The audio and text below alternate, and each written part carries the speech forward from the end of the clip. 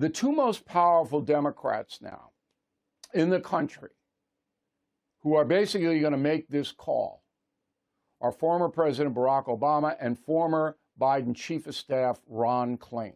They are the two most powerful people inside the Democratic Party by far. All right, both those men know Biden cannot defeat Trump in November. Can't.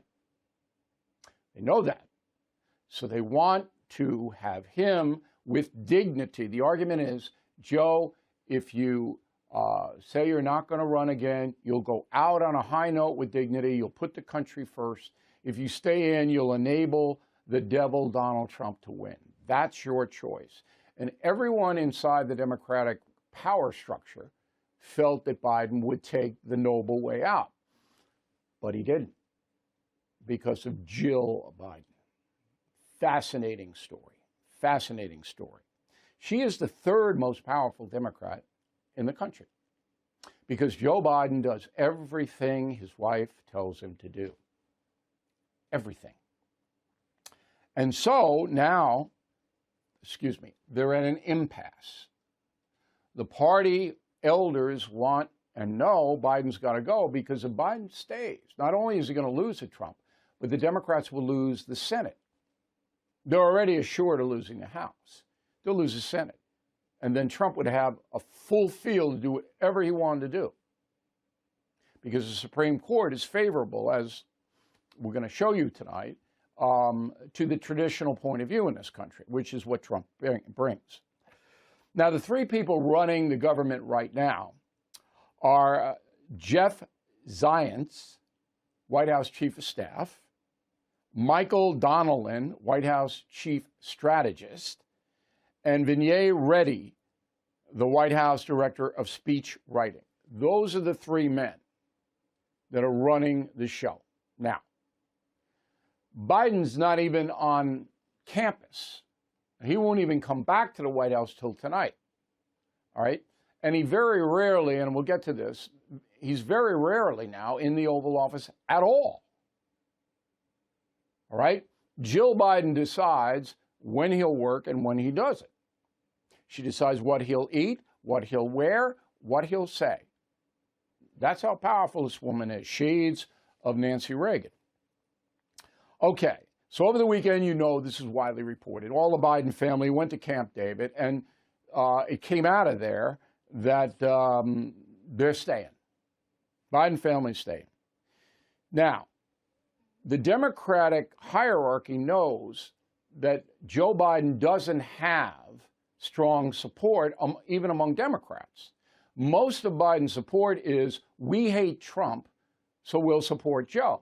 There's very, very few Americans have any emotion invested in Biden at all. Okay, it's not like Trump, where the MAGA people, crazy emotion invested in Trump. Biden didn't have that. So if Biden goes, there's not going to be a groundswell of anything. It's going to be relief. Okay? Then it's how to do it. How do you do it? Because they don't have anybody to go to. They don't want Kamala Harris. Her poll numbers are worse than Biden's.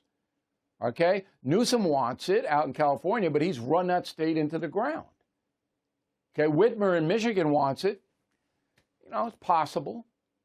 But what the Democrats would really want would be Michelle Obama. But she's a mystery. I can't get one shred of evidence about Michelle Obama. And for me, that is as frustrating as a situation I've ever had in 50 years. It's unbelievable, the wall around that woman. I can't get anything. I can't get rumor, innuendo, guess, speculation. Zero. She could beat Trump. Not to say she would, but she could. The others can't. So just keep that in mind. And Barack Obama cannot force his wife to run. She runs that show. She's not Jill Biden. She's not like that. But Barack can't walk in and say, honey, you're going to be president. And goes, hey, I'm going to do what I want. And she does. Okay. So discussions are taking place now on K Street in Washington, D.C., which is the Democratic fundraising is centered. The money men and the hierarchy are speaking. How do we get out of Joe?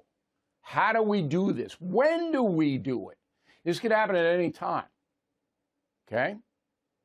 Because they can't wait too much longer to throw the convention into chaos in August in Chicago. They got a little time, but not a lot. And then the final piece of this is they have to run, they being the hierarchy of the Democratic Party, whoever they are favoring to take Joe's place by the media moguls, the corrupt media moguls, NBC, CNN, New York Times, Washington Post. They got to run them by it, because when it's announced who's going to take, who the Democratic Party wants to take Biden's place, then there'll be a surge of whoever is the selection will be the greatest politician since Abraham Lincoln, the strongest leader since George Washington. It'll be a coordinated tsunami right in your face, whoever they select. So they've got to consult with the media moguls. And this is all going on right now, even as I speak. Okay? And the Times in particular, New York Times, has to sign off on it. So that's how powerful the New York Times is in the Democratic precincts. They got to say, yeah, all right, we'll support them. They don't, there's a problem. But they will. Pretty much any Democrat, because they hate Trump so much. Okay, now Jill Biden gave an interview to Vogue magazine. Interested. And here's part of the interview quote. Reached by phone on June 30th at Camp David, where the Biden family had gathered for the weekend, Mrs. Biden told Vogue that they will not let those 90 minutes, the debate, define the 4 years he's been president. We will continue to fight. And she added that President Biden will always do what's best for the country. Now, notice the last line. Will always do what's best for the country. That's the line you will hear when Joe Biden resigns from running again. He's not going to resign the office. Remember that. He's going to stay there in November.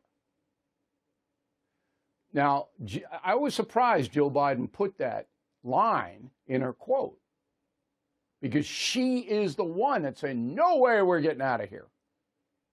But gave herself a little wiggle room. Okay. Now, as a poll, CBS News, 1,130 registered voters. We don't know the party breakdown, but here's the question.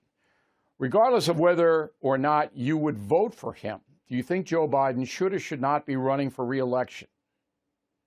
Biden should be running 28%. Biden should not be running 72%. That's a catastrophe. And he's not coming back because he's going to get worse. So the diehards that want Biden to remain, what are you thinking? You think he's not going to get worse than he is now, than he was at the debate last Thursday? He's going to get worse. You think he's going to get stronger? 72% say he should not be running. So summing up, Democratic Party's in disarray right now. Intense discussions taking place. I don't know who. I don't know when. I do know Joe must go, and he will. And that's the memo.